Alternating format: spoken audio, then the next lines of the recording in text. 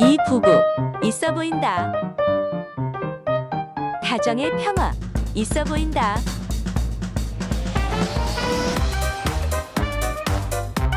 여기 결혼 설계도가 있으니까.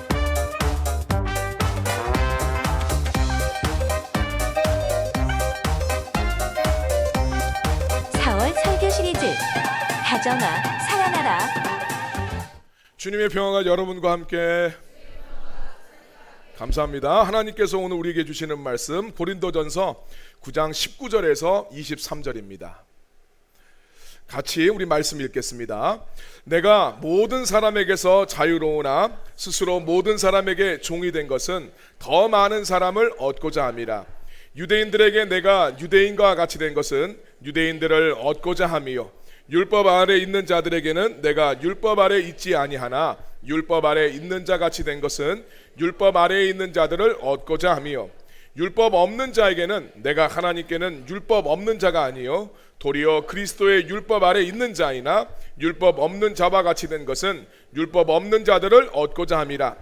약한 자들에게 내가 약한 자와 같이 된 것은 약한 자들을 얻고자 함이요, 내가 여러 사람에게 여러 모습이 된 것은 아무쪼록 몇 사람이라도 구원하고자 함이니 복음을 위하여 모든 것을 행함은 복음에 참여하고자 함이라. 아멘.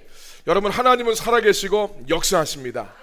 하나님은 지금 이 자리에 우리와 함께 하시고 우리에게 복 주시길 원하십니다. 그 좋으신 하나님 은혜를 사모하며 이 자리에 나오신 여러분들을 예수님의 이름으로 환영하고 예수님의 이름으로 축복합니다. 자, 우리 서로를 향해서 축복의 인사 함께 나누도록 하겠습니다. 빛이 있으라, 빛이 있으라. 이 시간 은혜와 생명의 빛이신 예수님이 여러분들의 삶에 충만하게 임하시길 예수님의 이름으로 축원합니다. 자, 우리 4월달 우리 부부관계를 살아나게 하는 결혼 생활에서 하나님의 설계대로 우리가 함께 알아보고 있습니다. 지난주에 우리가 부부관계를 갖고 가는 대원칙 3가지를 함께 나누었었죠. 첫 번째, 여러분 생각나시나요? 돕는 배필이 되라. 돕는 배필이 된다는 것은 약점을 도우라고 그랬어요. 비난하지 않는 겁니다. 강점을 도와라. 이거는 small things open. 상대방의 칭찬을 자꾸 해줘라. 작은 것이라도 자꾸 해줘라. 두 번째로, 부부 관계의 우선순위를 둬야 된다. 다른 어떤 것보다도 여기에 우선순위를 둬야 된다. 그리고 세 번째로, 남편은 아내를 must love 해야 되고 또 아내는 남편을 must respect 해야 된다. 이 모델이 예수님이다. 이렇게 함께 했습니다. 어제 어떤 성도님 이야기 들어보니까 실습 많이 하셨습니까? 물어봤더니 자기는 열심히 실습을 했는데 배우자가 반응이 전혀 없더라, 그렇게 이야기합니다. 근데 다른 분이 알려줘요. 자기가 그 배우자한테 이야기를 들었는데 좋아하더래.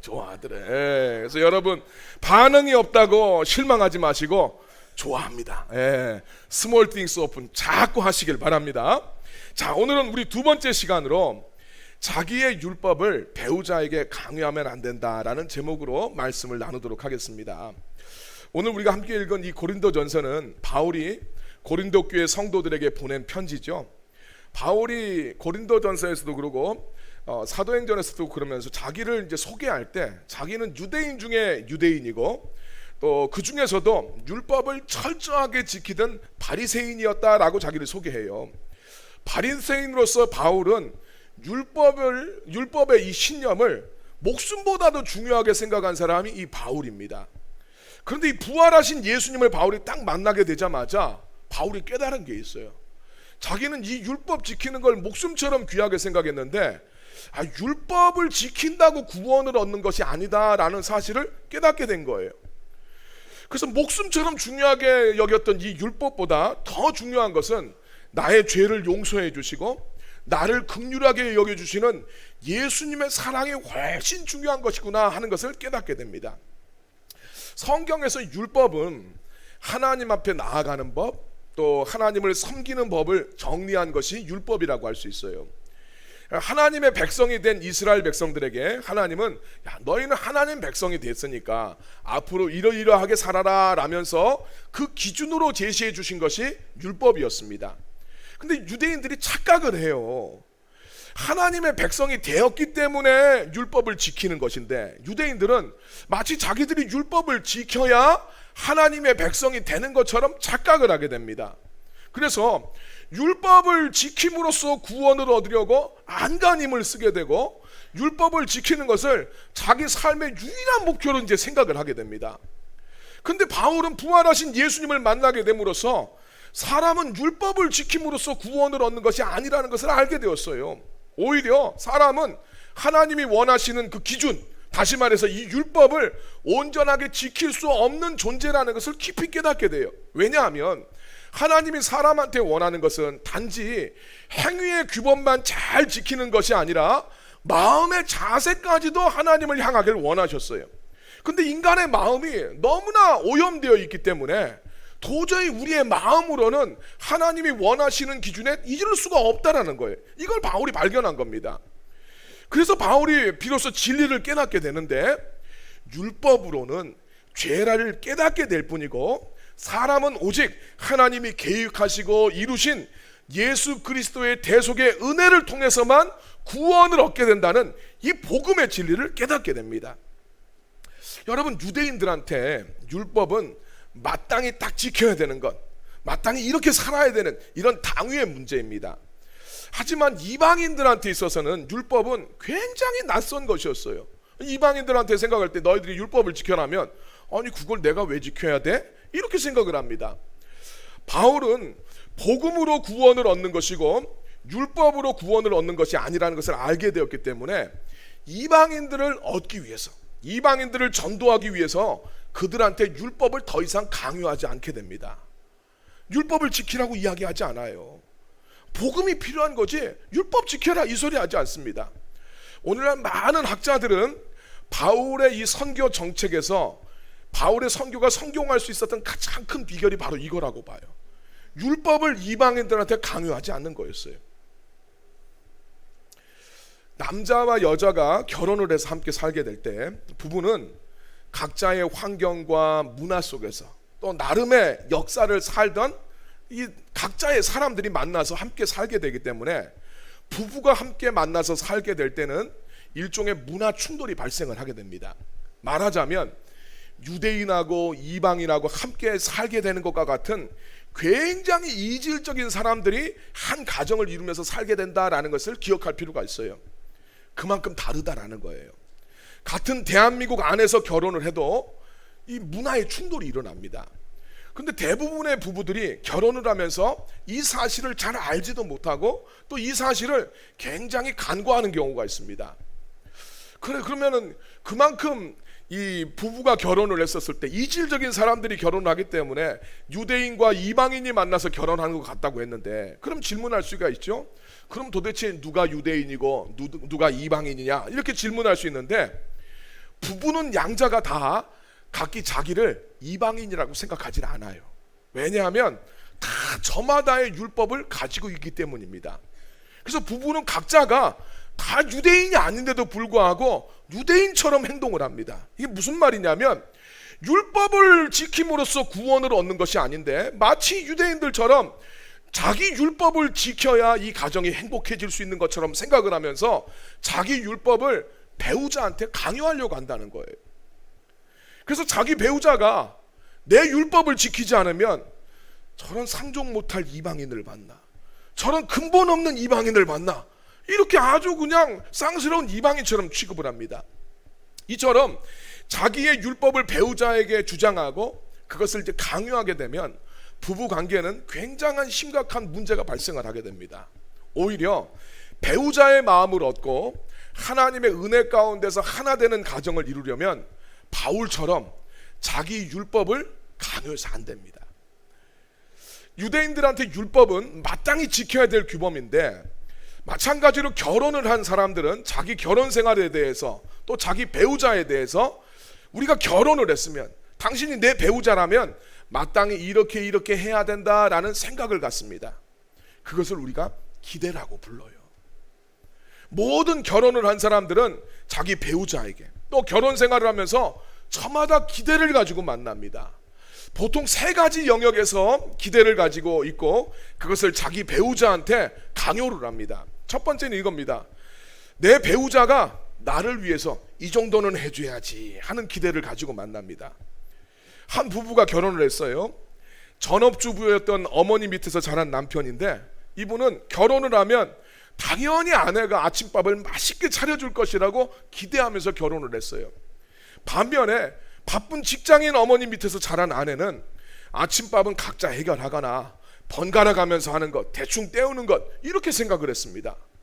결혼한 다음에 남편이 아내한테 여러 번 요청을 해도 아침이 자기가 원하는 수준으로 아내가 차려주질 않는 거예요. 그러니까 참 서운함을 느끼면서 자기가 몇 번이라도 말했는데 아내가 안 들어주니까 야, 이 사람이 나를 무시하는 거 아닌가? 이런 생각까지 하게 됩니다. 반면 아내는 자기도 출근하느라 바쁜데 고작 아침밥 가지고 저렇게 맨날 투정하는 남편이 참 못마땅해요. 자기를 배려해 주지 않는 것 같고 자기의 수고에 대해서도 고마워하지 않는다라고 생각을 하게 됩니다.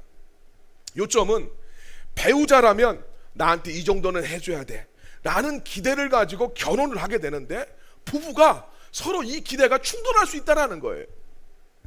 두 번째로 우리가 결혼을 할 때 갖는 기대는 결혼 생활에 어떤 영역이 있는데 이 영역에서의 주도권은 누가 가져야 되는가 하는 그런 자기 기대가 있습니다. 우리 그러죠? 야, 자녀 교육은 엄마가 알아서 해야 돼. 아니야. 자녀 교육은 아빠가 중심을 잡아줘야지. 가정의 경제적인 주도권은 남편이 잡고 남편이 생활비를 아내한테 주는 거야. 반면에 아니야. 남자가 관리할 수가 없어. 여자가 다 관리를 해야 돼. 이렇게 이야기합니다. 여행은 어디로 갈 것인가? 거기에 대해서 어떤 부인은 우리 남편은 같이 가는 것인데 자기는 아무 신경이 안 쓴다고 불평하는 아내가 있는 반면에 어떤 부인은 남편이 지 맘대로 한다고 화내는 사람도 있어요. 다양한 상황에서 최종 결정권을 누가 갖느냐에 따라서 이 부부의 기대치가 완전히 다를 수가 있습니다. 세 번째로 부부가 갖고 있는 기대치는 우리 한국적인 상황에서 더 드러나는 것인데 가족 간의 독립 정도는 이런 모습이어야 된다라는 자기 기대가 있습니다. 가족들마다 가족 성원들의 경계선이 있습니다. 어떤 가정들은 가족의 이 경계선이 막 혼돈돼서 섞여 있는 가족이 있는가 하면 어떤 가정은 굉장히 가족 성원들 간의 이 경계선이 구별되어 있고 뚜렷한 가정들이 있습니다. 혼돈된 경계선을 가진 가족은 경제적으로나 공간적으로나 소유의 경계선도 흐릿해요. 그래서 가족 성원들끼리 서로 구분 없이 막 얽혀 있습니다. 그러니까 내 것이 네 것이고 네 것이 내 것입니다. 그래서 이 자매들이 있으면 막 언니 옷을 동생이 입고 동생 옷을 언니가 입고 막 가지고 가요. 집에 무슨 일이 있으면 가족들이 자기의 일을 다 제쳐놓고 함께 모여서 그 일을 의논을 합니다. 서로 굉장히 의존적인 경향도 많고 그러다 보니까 서로 다른 사람의 가족의 자꾸 관여를 하게 되는 거예요. 부모도 자녀의 삶에 자꾸 간섭을 하게 될 수가 있습니다. 이걸 자연스럽게 여기는 거죠. 반면에 경직된 경계선을 가진 가족은 가족 구성원들 간의 이 정신적으로나 물리적으로나 공간적으로 경계가 아주 뚜렷합니다. 그래서 이런 가정에서 자란 사람들은 어릴 때부터 혼자 문제를 해결해 나가는 것을 잘 배워요. 그리고 가족들 서로의 공간이나 소유를 침범하지 않습니다. 이런 가정에서 자라게 되면 매우 독립적이기는 하지만 그 가정에 가보면 뭔가 좀 친밀한 소통이 잘 안 이루어지는 것처럼 보여질 때가 있어요. 이런 차이점들은 각각의 원 가정이 어떤 분위기였느냐에 따라서 다 다를 수밖에 없습니다. 그래서 뭐가 나쁘다? 뭐가 더 좋다? 이렇게 말할 수가 없어요. 물론 가족 구성원들 간의 이 경계선이 좀 균형 있게 때로는 구별도 되어 있고 때로는 이렇게 서로 협력도 하는 이런 것이 가장 좋겠지만 어디 사람 사는 게 마음대로 되겠습니까? 대부분의 사람들은 태어나면서부터 자라온 자기의 가족이 그런 모습이었기 때문에 그런 자기 가정의 분위기를 다 자연스럽게 생각을 합니다. 문제는 각각의 가족의 경계선이 다른 두 사람이 결혼을 할 때 문제가 발생을 합니다. 내가 자란 가정은 우리 서로 막 관심을 가져야 줘야 돼요. 네. 그런데 내 배우자의 가정은 전혀 그렇지 않는 거예요. 가정에서 무슨 일이 있으면 여기서 카톡을 통해서 막 카톡 하면서 막 의논을 합니다. 그런데 다른 배우자의 가정은 뭘 이야기하자고 해서 다 문제를 올려도 아무도 대꾸도 안 해요. 어떤 가정은 명절이 되면 다 같이 모여 있어야 된다고 하면서 거실에 모여 있습니다. 근데 어떤 가정은 가면은 명절 때 가면 식구들이 많은데 각자의 방에 가서 자기 텔레비전 봐요. 네. 각자 자기가 원하는 채널에 따라서 그 방을 선택해 들어가서 각자 지냅니다. 이건 다 그럴 수가 있는 거예요. 그런데 오늘 우리가 내가 자란 가족의 모습과 너무 다른 배우자의 가정을 바라보면 이해가 안 되기도 하고, 야, 내가 너무 이상한 집사람하고 결혼을 한 거 아닌가? 이런 생각을 합니다. 그래서 이제 이야기를 하죠. 당신 왜 그래? 저기서 더 나갑니다. 당신 집은 왜 그래? 이제 이러면 배우자들의 안색이 싹 바뀌면서 굉장히 민감해지기 시작합니다. 중요한 것은 모든 사람은 각자 자기의 원 가정과 또 자란 환경과 또 자라면서 접해온 수많은 인간관계 속에서 저마다의 기대가 만들어지고 그 기대를 가지고 살아가요. 그렇기 때문에 부부라고 할지라도 서로 다를 수가 있다. 그래서 부부가 갖는 기대는 절대적으로 옳고 그르다라는 이렇게 판단할 수 있는 영역이 아니고 서로 좀 이해해주고 서로 좀 맞춰줘야 될 그런 영역이라는 것을 이해할 필요가 있습니다. 자, 여기서 우리는 다시 한번 여러분 복음을 생각을 해볼 필요가 있어요. 사람은 율법을 지킴으로써 구원을 얻는 것이 아니라 오직 예수님의 십자가 죽음과 부활로 구원을 얻습니다.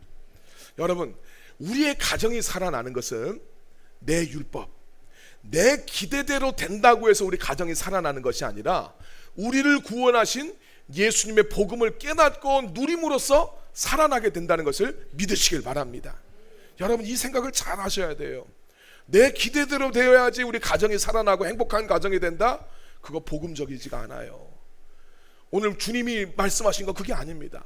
예수 그리스도의 복음으로서만 우리의 가정은 살아납니다. 성경에서 하나님은 하나님과 인간의 관계를 신랑과 신부로 표현하기도 했습니다. 앞서 말씀드렸듯이 율법은 우리의 신랑 되시는 하나님께서 신부 되시는 우리한테 갖는 기대라고 말할 수가 있어요. 결혼했으니까, 구원하셨으니까, 이게 우리 그거 아닙니까? 구원하셨으니까 이렇게 너 살아라, 이게 하나님의 기대치입니다. 그런데 하나님은 인간이 하나님의 기대에 미치지 못하는 걸 아셨어요. 그래서 하나님께서는 인간한테 원하시는 것은 하나님이 정해놓은 이 기대를 충족시키는 것이 아니라 인간이 나는 하나님의 기대를 충족시킬 수 없는 자구나, 나는 하나님이 정하신 율법을 이룰 수가 없는 자구나, 난 참 연약하고 악한 죄인이구나, 이것을 깨닫는 것이고, 또 주님이 원하는 것은 우리가 그렇게 하나님 원하시는 기대를 이룰 수가 없을 만큼 연약하고 부족한 자들인데도 하나님은 우리를 사랑하신다라는 것을 알기를 원하시는 거예요. 하나님이 오늘 우리가 하나님의 기대에 충족이 되지 못해도 하나님이 너는 왜 그게밖에 안 돼? 이러시는 것이 아니라 그래도 우리를 사랑하시고 그래도 오늘 우리를 즐거이 부르시고 기뻐하신다고 성경이 이야기합니다. 예수님은 이 사실을 알려주시기 위해서 인간이 되셔서 이 땅에 내려오셨습니다. 만약에 하나님이 인간들한테 하나님의 기대를 계속해서 고수하시고 하나님의 기대를 우리들한테 강요하셨다면 어떤 인간도 하나님의 기대에 이룰 수가 없습니다. 그렇죠. 하나님의 율법을 지킬 수 있는 사람 누가 있습니까? 아무도 없다고 그랬어요. 그래서 하나님은 우리를 얻기 위해서 하나님의 기대마저도 내려놓습니다. 그리고 하나님 이야기합니다. 네가 내 기대에 미치지 못해도 나는 너를 사랑한다. 그걸 알려주시기 위해서 주님은 이 땅에 찾아오셨고 하나님의 기대를 도무지 충족시키지 못하는 인간의 그 악한 죄와 인간의 그 사망의 권세를 깨트리기 위해서 우리 위해서 죽으시고 부활하셨습니다. 로마서 5장 8절 말씀 같이 한번 읽겠습니다. 우리가 아직 죄인 되었을 때에 그리스도께서 우리를 위하여 죽으심으로 하나님께서 우리에 대한 자기의 사랑을 확증하셨느니라. 아멘. 죄인 되었다는 것, 하나님의 기대에 미치지 못하는 걸 알고 있어요. 그런데도 하나님이 우리를 얼마나 사랑하시는지를 깨닫게 해주시기 위해서 예수님이 십자가에 죽음을 당하셨다라고 이야기합니다. 이게 복음이에요. 바울도 예수님의 이 본을 따라서 유대인을 얻기 위해서 유대인처럼, 이방인을 얻기 위해서는 이방인처럼 된 것을 주저하지 않습니다. 문화가 다른 이들에게 자기의 율법을 제시하고 강요하지 않음으로써 우리를 조건 없이 사랑하신 하나님의 사랑을 그렇게 전할 수가 있었어요. 여러분, 내 기대를 강요하는 것에는 복음이 설 자리가 없어요. 주님은 우리가 주님의 기대에 미치지 못해도 사랑해 주셨어요. 이것이 복음입니다. 그러면 오늘 우리는 우리의 기대를 어떻게 다뤄갈 필요가 있는가? 자, 첫 번째로 먼저 자기 자신도 기대하는 바가 있음을 이해할 필요가 있습니다.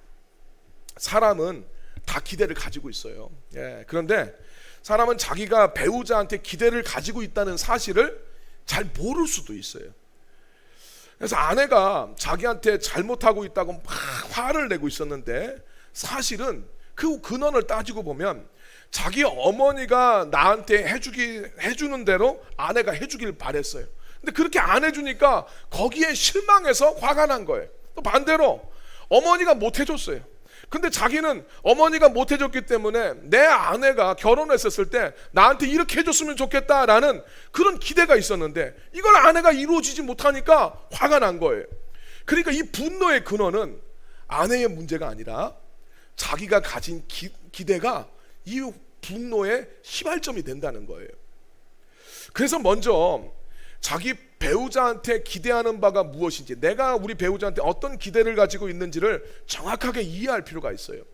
나의 원 가족에서와 동일한 역할을 내가 내 아내한테나 내 남편한테 기대했었는지, 아니면 내 원 가족에서 채워지지 않는 것들을 내 배우자가 채워주기를 원했었는지, 그런 자기의 내면을 좀 살펴볼 필요가 있습니다.